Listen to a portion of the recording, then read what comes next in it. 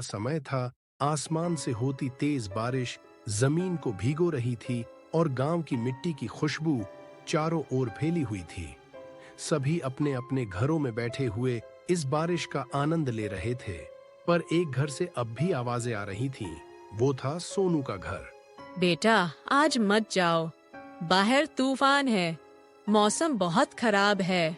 माँ, मुझे आज ही निकलना होगा, काम बहुत जरूरी है। आप टेंशन मत लो, मैं कल शाम तक वापस आ जाऊंगा। माँ ने उसकी आंखों में साफ डर देखा, पर फिर भी बोली। ठीक है बेटा, अपना ख्याल रखना।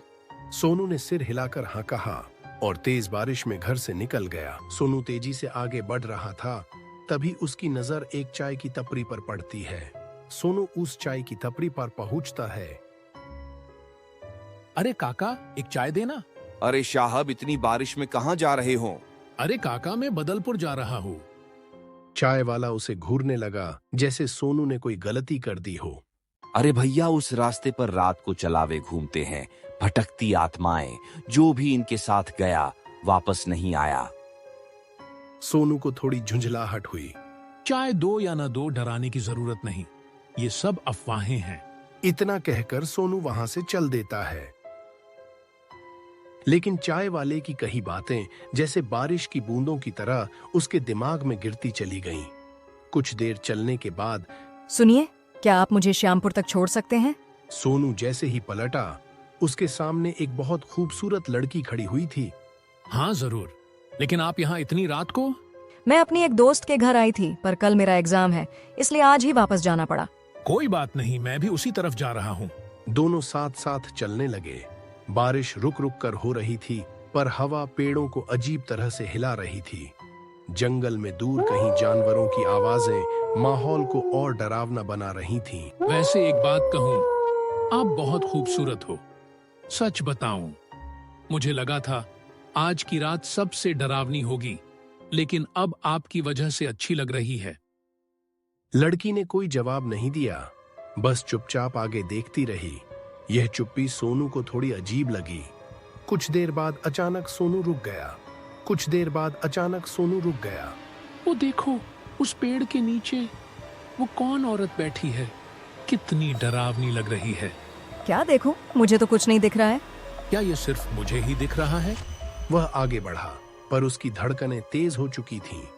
चंद मिनट बाद उसे फिर एक डरावना साया दिखा। अरे वहां वो क्या है? लड़की ने फिर वहीं कहा। वहाँ तो कुछ भी नहीं है सोनू, शायद आपको भ्रम हुआ है। लेकिन सोनू को पूरा यकीन था, वह जो देख रहा था वह भ्रम नहीं था। थोड़ी देर बाद लड़की अचानक बोली, मेरा घर आ गया। सोनू ने इधर उधर देखा। चारों ओर घोर अंधेरा, जंगली पेड़ पौधे और टूटी फूटी जगह। कहीं कोई घर नजर ही नहीं आया। यहाँ कोई घर नहीं दिख रहा। आप अकेली रहती हैं? हाँ, मैं अकेली रहती हूँ। यह कहकर वो लड़की चली जाती है। ये बारिश भी लगातार हो रही है और रुकने का नाम नहीं ले रही। क्यों ना मैं आज रात इसी लड़की के घर रुक जाऊं? वैसे भी सुबह होने में अभी काफी समय है। ये सोचकर सोनू उस लड़की के घर के पास जाकर आवाज देने लगता है। सुनिए, क्या मैं आज रात आपके घर रुक सकता हूँ? क्या आप सुन रही हैं? क्या मैं आज रात आपके घर रुक सकता हूँ? तभी एक बूढ़ा घर से बाहर आता है। अरे क्यों शोर मचा रहे हो? अरे काका, इस घर में जो लड़की रहती है वो कहाँ है? लड़की? किस लड़की की बात कर रहे हो तुम बेटा? अरे काका, जो लड़की इस घर में रहती है। नहीं बेटा, यहाँ कोई लड़की नहीं रहती। अरे काका, मैंने खुद देखा, वो लड़की मेरे साथ ही थी और मेरे सामने ही तुम्हारे घर में गई।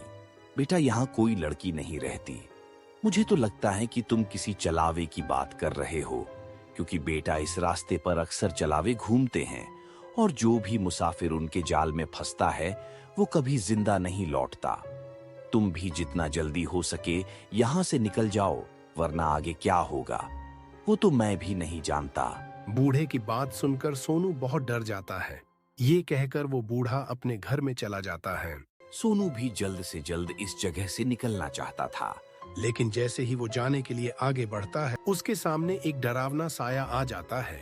उसे देखकर सोनू को दिल का दौरा पड़ जाता है और वो वहीं पर गिर जाता है। और उस साए की डरावनी मुस्कान उस रास्ते पर फैल गई।